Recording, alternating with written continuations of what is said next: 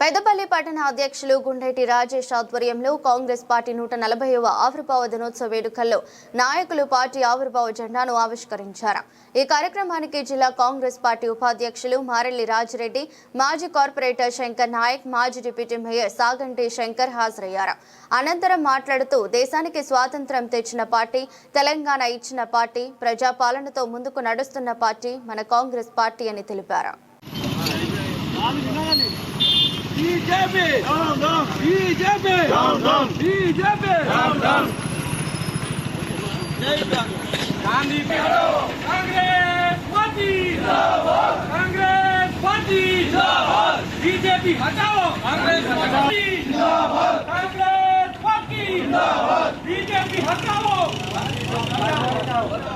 Gandhi bachao BJP hataओ Gandhi bachao BJP hataओ Congress party zindabad Congress party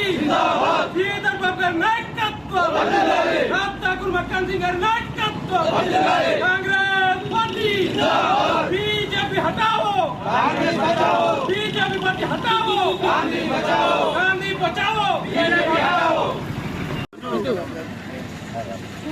శాసనసభ్యులు రాష్ట్రాధ్యక్షులు muster Singh గారి ఆదేశాల మేరకు ఏటింగడ్ కాలనీలో కాంగ్రెస్ పార్టీ ఆధ్వర్యంలో కాంగ్రెస్ పార్టీ ఆవిర్భావ దినోత్సవం జరుపుకుంటున్నాము.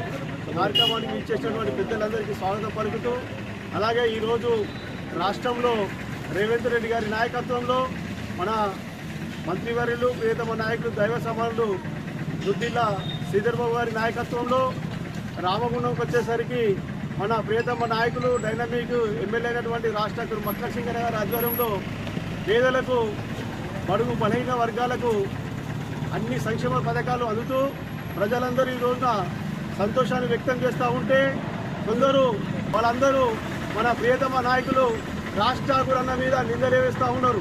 వారి అభివృద్ధి చూసి ఓర్వలేకనే ఈ రోజున వారు మాట్లాడుతూ ఉంటే ప్రజలందరూ నవ్వుతూ ఉన్నారు. ఇప్పుడు చౌరస్తాలో జరుగుతున్న కార్యక్రమం ఏదైతే ఉందో ఆ పార్టీకి సంబంధించిన నాయకులు, కార్యకర్తలు తప్ప ప్రజలు ఒక్కరు కూడా లేరు. ఆ మిగతా షాపులు ఎవరైతే ఉన్నారో ఆ షాపులలో కూడా ఏ ఒక్కరు కూడా ఇప్పుడున్న షాపు కూల్చివేత గురించి నిరసన చేస్తూ ఉన్నారో ఎవరు కూడా వచ్చి ఆ పక్క పొంటి ఉన్న దాఖలాలు లేవు. వాళ్ళే కావాల్సుకొని ఎమ్మెల్యే గారిని బదనాం చేస్తూ ఉన్నారు, బదనాం చేసే ప్రక్రియ చేస్తూ ఉన్నారు. కానీ ప్రజలందరూ గమనిస్తూ ఉన్నారు.